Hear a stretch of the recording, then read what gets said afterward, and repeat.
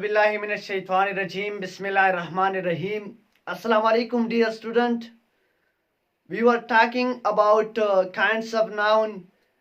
In this video, we will be talking about another kinds of noun, collective noun and compound noun. Granu katun ko desi video ganu ke manga the noun the kismunu barake khabari kawale che ke manga noun sa kismuna manga wailu او په دې ویډیو کې موږ نن د ناون څه نور قسمونه وایو چې هغه ته ویل کېږي کلیکټیو ناون او کمپاوند ناون. نو فرست اف آل موږ راځو کلیکټیو ناون ته. نو کلیکټیو ناون څه ته ویل کېږي؟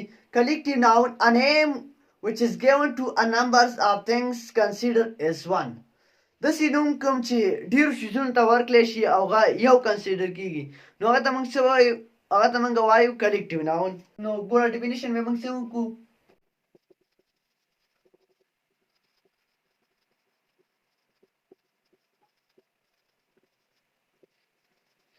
A name which is given to a number of things considered as one.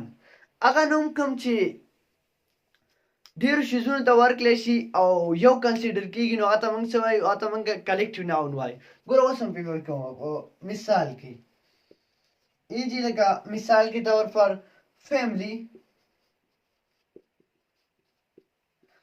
فیملی څه ته ویلی کېږي؟ فیملی ویلی کېږي خاندان ته.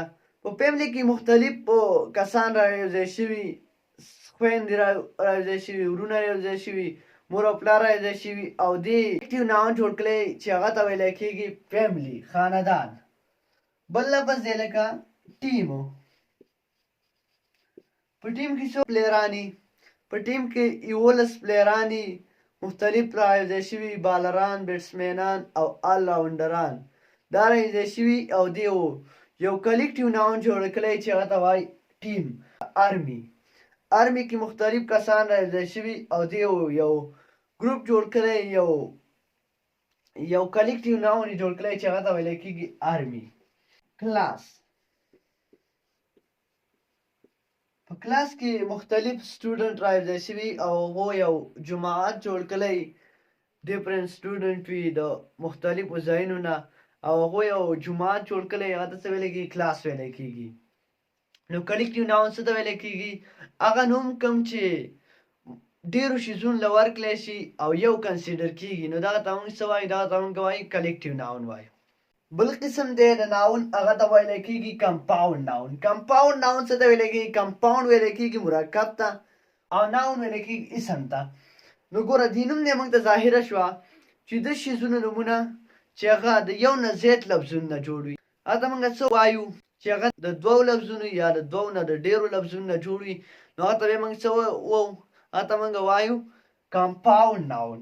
نو کمپاوند ناون ډیفینیشن به زه داسې وکړم هغه نومونه کوم چې د دوو لفظونو نه جوړ وي یا د دوو نه زیاتو لفظونو نه جوړ وي نو هغه ته څه ویلی کېږي؟ هغه ته ویلی کېږي کمپاوند ناون.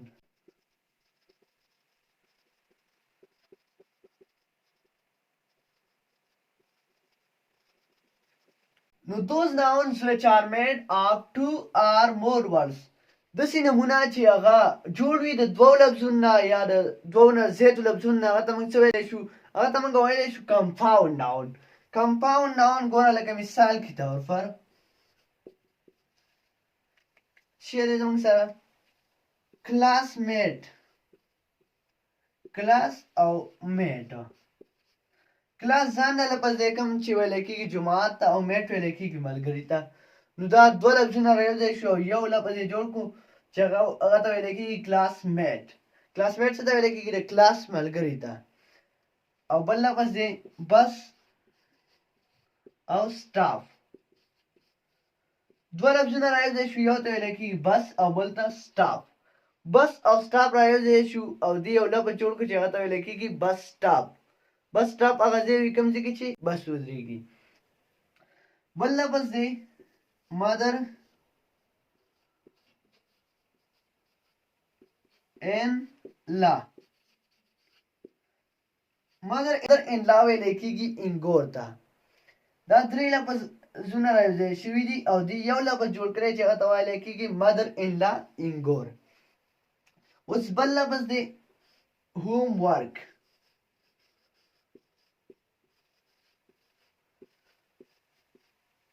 ګوره دوه لفظونه رایده شوي یو ته ویلی کېږي هوم ویلی کېږي کور ته او ورک ویلی کېږي کار ته نو د کور ورک چې دی یو لفظ جوړ کړی هغه ته ویلی کېږي هوم ورک د کور کار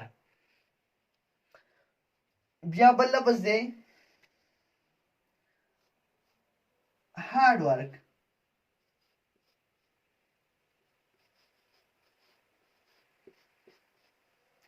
هارد ویلی کېږي سخته او ورک ویلی کېږي کار ته هارد او ورک رایده شو دی یو لفظ جوړ کړو چې هغه ته ویلی کېږي هارد ورک ویلی کېږي محنت ته امید لرم چې ویډیو به مو خوښه شوي وي ویډیو ضرور لایک کړئ او زموږ د یوټیوب چینل سبسکرایب کړئ thanks for watching inshallah we will meet in next video